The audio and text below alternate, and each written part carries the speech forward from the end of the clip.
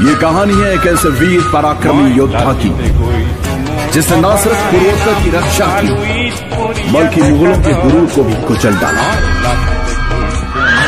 The legend of Lachit Barphukan. কোনে কাঢ়ি নিলে বাৰু স্বদেশ প্ৰেমৰ ধৈৰ্য সাহস আৰু দুবাহুৰ বল। কোনে কাঢ়ি নিলে বাৰু স্বদেশ প্ৰেমৰ ধৈৰ্য সাহস আৰু দুবাহুৰ বল। মই লাচিতে কৈছো মোৰ সঘনাই নাম লোৱালো ইক কৰিয়া ডেকা দল। মই লাচিতে কৈছো মোৰ সঘনাই নাম লোৱালো ইক কৰিয়া ডেকা দল।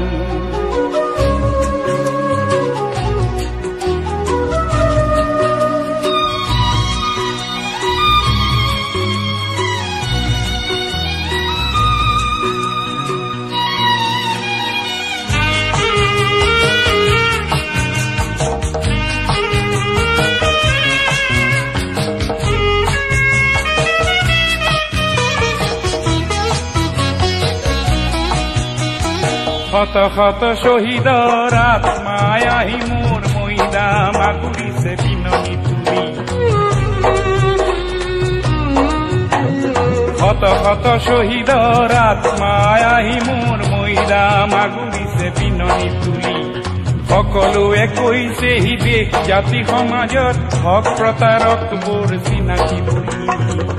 বুকুৰে বান্ধৈ মোৰ দিওঁ কিনো সমিধান কদা নাই আজি মোৰ তেজে তলমল।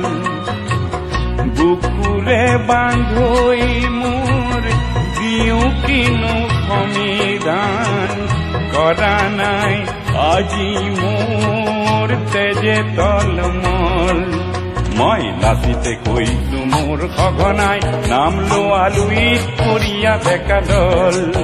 মই লাচিতে কৈছো মোৰ সঘনাই নাম লোৱালো ইক কৰিয়া ডেকা দল।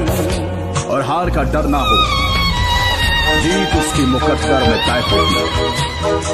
ये कहानी है एक ऐसे वीर पराक्रमी योद्धा की जिसने न सिर्फ पूर्वोत्तर की रक्षा की बल्कि मुगलों के गुरूर को भी कुचल डाला। The legend of Lachit Borphukan. স্বদেশৰ কাৰণে নৰিয়া দেহাৰে মই কৰিছিলো মোগলৰ সতে মহাৰণ। স্বদেশৰ কাৰণে নৰিয়া দেহাৰে মই কৰিছিলো মোগলৰ সতে মহাৰণ। বঙৰ সমিতেৰে লুইত ৰাঙলী কৰি ৰাখিছিলো জননীক মই ৰিয়াপন।